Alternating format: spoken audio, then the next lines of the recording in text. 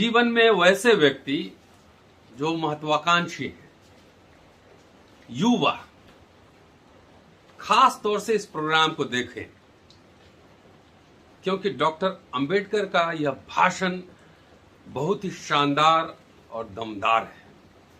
और एक विशेष appeal, mental पंगूस यानी ट्रोल जो 3 रुपया पर पोस्ट पे आकर यहाँ गाली देते हैं, जिन्हें माता पिता घर वालों ने नहीं पढ़ाया लिखाया है, वो भी इस एपिसोड को जरूर देखें, क्योंकि हो सकता है डॉक्टर अंबेडकर के इस भाषण से कुछ उसकी बुद्धि खुल जाए और थोड़ा सा उसकी दिहाड़ी भी बढ़ जाए। आभासी दुनिया के मेरे दोस्तों, रतनलाल बोल रहा हूं। काम की बात लाल की क्लास में आपका स्वागत है और पेश है अंबेडकरनामा का यह स्पेशल एपिसोड, महत्वाकांक्षी व्यक्ति को क्या क्या करना चाहिए। चलिए लिए चलता हूं सीधा 13 फरवरी 1938, 13 फेब 1938, जीआईपी रेलवे अस्पृश्य कामगार परिषद के भव्य मंडप में मनमाड में अस्पृश्य युवक परिषद की एक सभा हुई थी और उसी सभा में डॉक्टर अंबेडकर ने युवकों को एक तरह का संदेश दिया था। कहते हैं भाषण में, सीधे लिए चलता हूं भाषण पर, कि आज की इस युवा परिषद का युवा न होते हुए मुझे अध्यक्ष बनाया गया है। खैर, आज की परिषद युवाओं के लिए होने के बावजूद यहां मैं विभिन्न आयु वर्ग के लोगों को देख रहा हूं।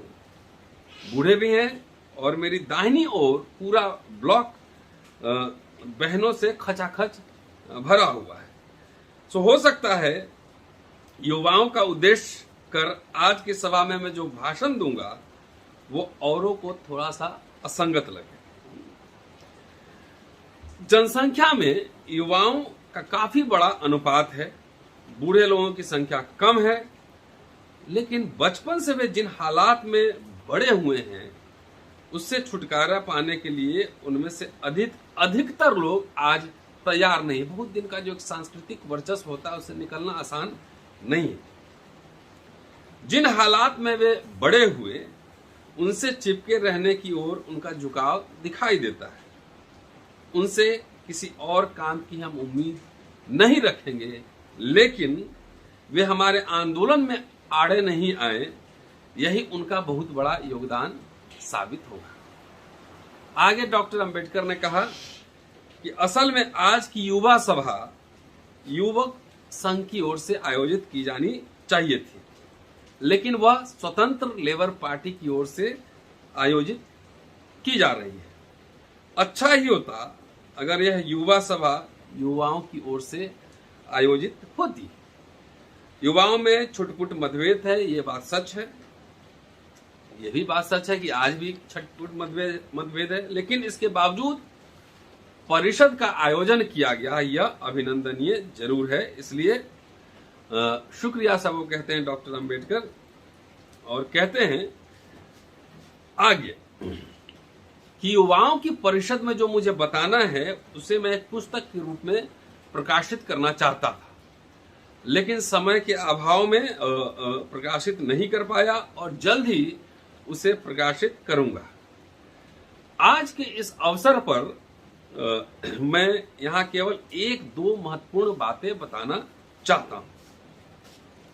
इंसान को अपने जीवन में, गौर से सुनिएगा, इंसान को अपने जीवन में खाने पीने और जीने को ही जीवन का अंतिम उद्देश्य नहीं मानना चाहिए। जिंदा रहने के लिए खाना जरूरी है, खाना पीना चाहिए, और जीना सम्मानपूर्ण और समाज को किस प्रकार इस पर नाज हो, इस प्रकार समाज की सेवा करनी चाहिए। पेट भर खाना और इस धरती पर भार होकर जीना, पेट भर खाना और इस धरती पर भार होकर जीना, इस प्रकार का जीवन रहे या न रहे उसे कोई मायने नहीं है, एक ही बात है।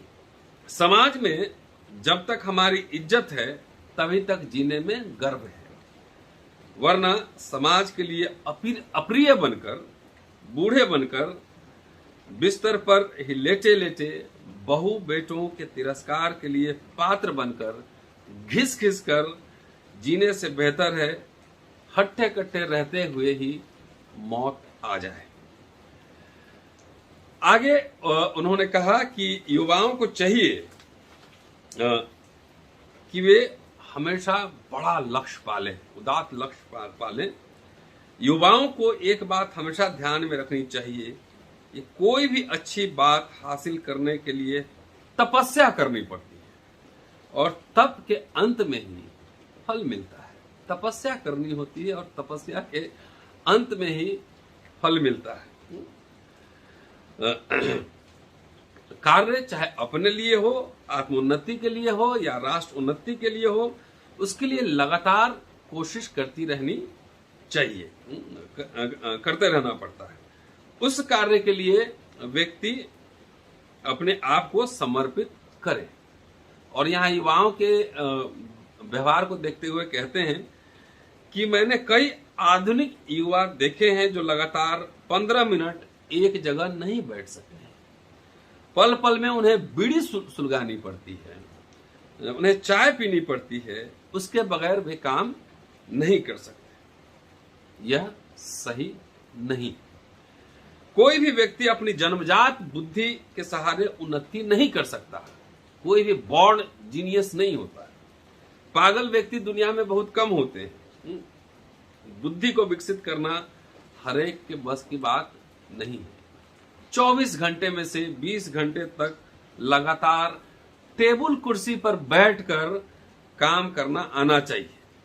जिन्हें अपनी बुद्धि का प्रभाव बढ़ाना है उन्हें परिश्रम करना चाहिए, तप करना चाहिए।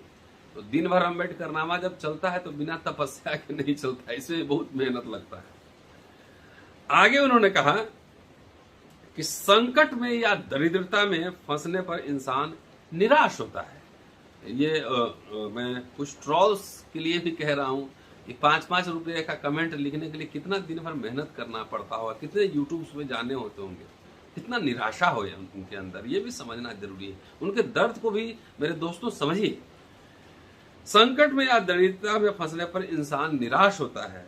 उसके मन में यह भाव होता है कि मुझे सफलता नहीं मिलेगी। इस भावना से ग्रस्त व्यक्ति जीवन में असफल हो जाता है। हर एक युवा को कभी निराश नहीं होना चाहिए, आशा नहीं त्यागनी चाहिए। जिस दिन वो आशा को त्याग देगा तभी से उसके जीने का उद्देश्य समाप्त हो जाएगा। अगर आपने होप त्याग दिया तो आपके जीने का फिर कोई मकसद नहीं, उद्देश्य समाप्त हो जाएगा। फिर वह जिए या मरे कोई फर्क नहीं पड़ेगा। हर युवा में महत्वाकांक्षा होनी चाहिए।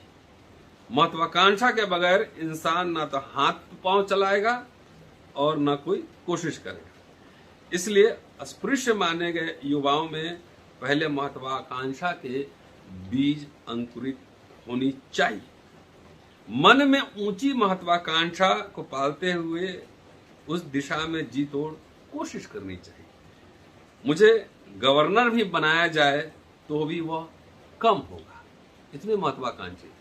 और उनका ये अम्बेडकरनामा बाबा साहब का शेला, मैं भी बहुत महत्वाकांक्षी हूँ, बहुत इतना काम करता हूँ कि मैं रहूँ न रहूँ, लेकिन अम्बेडकरनामा के इतने सीरीज बन जाएंगे कि आप लोग सब डाउनलोड करके रख लेना।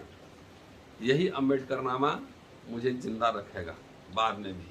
तो इसलिए मैं हल्का फुल्का महत्वाकांक्षी नहीं हूँ, बहुत महत्वाकांक्षी व्यक्ति हूँ।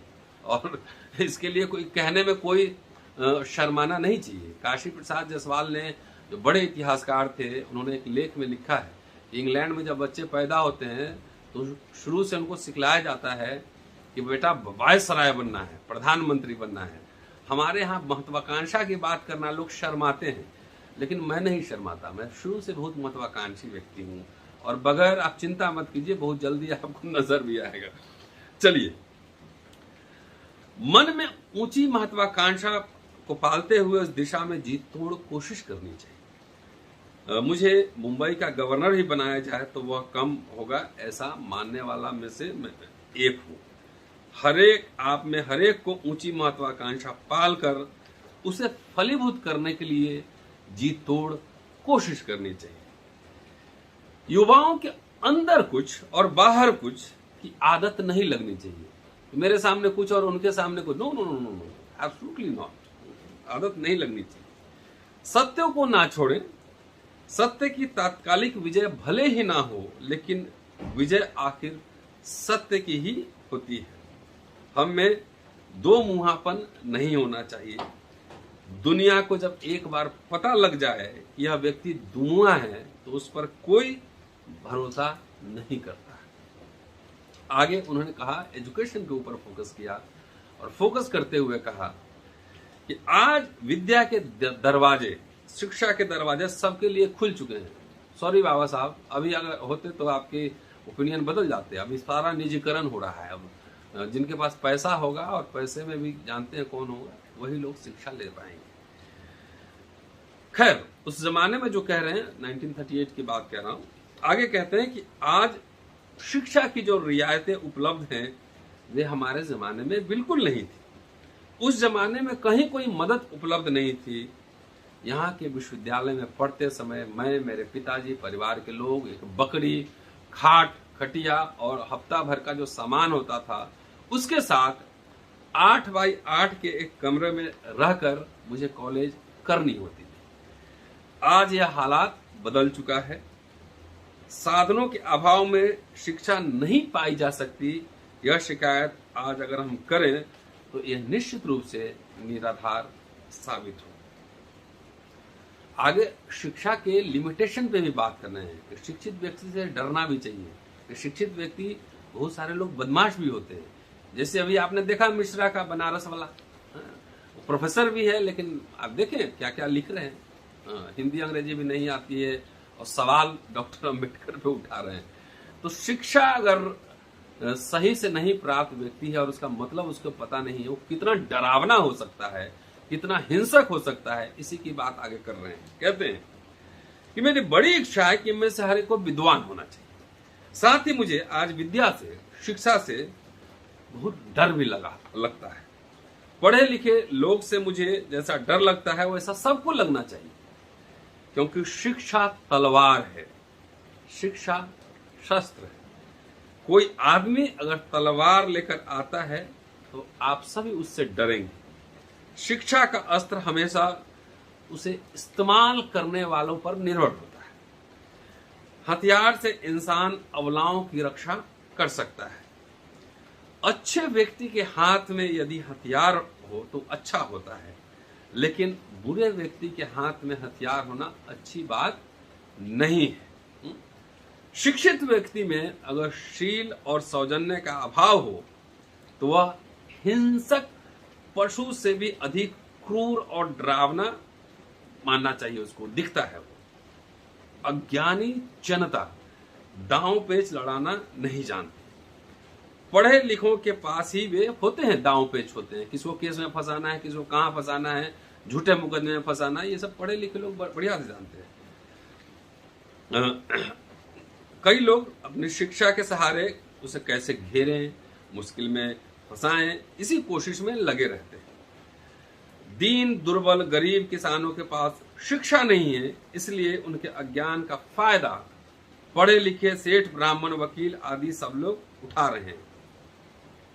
गरीबों को लूटने, मुश्किल में डालने के लिए अगर शिक्षा का उपयोग होता है तो ऐसे शिक्षा को धिक्कार है। इसके तुलना में शील का बहुत महत्व है। आजकल के युवाओं में धर्म के प्रति उदासीनता है। वे धर्म को गांजा समझते हैं, लेकिन उनमें मुझमें जो अच्छी बातें हैं और मेरी शिक्षा का जनता के लिए जो भी उपयोग हुआ है, वह सब मेरे अंदर बसी धार्मिक भावना के कारण हुआ है। मैं धर्म चाहता हूं, लेकिन धर्म का आडंबर नहीं चाहता, ढोंग नहीं चाहता। हिंदू धर्म नरक है, यह मेरा मानना अभी भी कायम है। तो मैं आपसे बस इतना ही कहना चाहता हूं कि शिक्षा से अधिक शील को महत्व दें।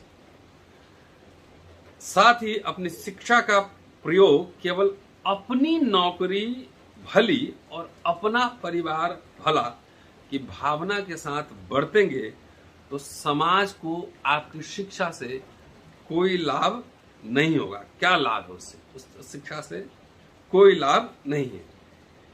युवकों पर आज जो जिम्मेदारी है उसे पहचान कर उन्हें इस काम में लग जाना चाहिए। जनता के हाड़ मांस तक डर बैठ गया है, ऐसा दिखता है।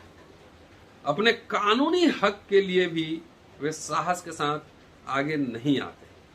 सार्वजनिक कुओं पर पानी भरना, सार्वजनिक सड़कों पर जुलूस निकालना आदि बातें डर के कारण वे नहीं करते। लेकिन युवा इस हालात को बदल सकते हैं इस काम के लिए, लेकिन पहले उन्हें तैयार होना, तैयार मतलब बौद्धिक रूप से पढ़ लिख कर तैयार होना पड़ेगा। प्रकृति प्रदत्त अपने हक पाने के लिए उन्हें जोरदार लड़ाइयां लड़नी पड़ेंगी। साथियों शुक्रिया, और keep watching and sharing Ambedkarnama. ये जो मैंने बातें कही हैं ये वॉल्यूम 39 पेज चैप्टर नंबर 119 है। शील और सौजन्य के अभाव में शिक्षित व्यक्ति हिंसक पशु से भी क्रूर और डरावना होता है। पेज नंबर 103 से 106 तक जाकर आप देख सकते हैं। शुक्रिया।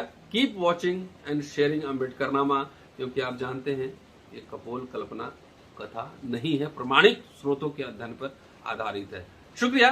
जय भीम। फिर मुलाकात।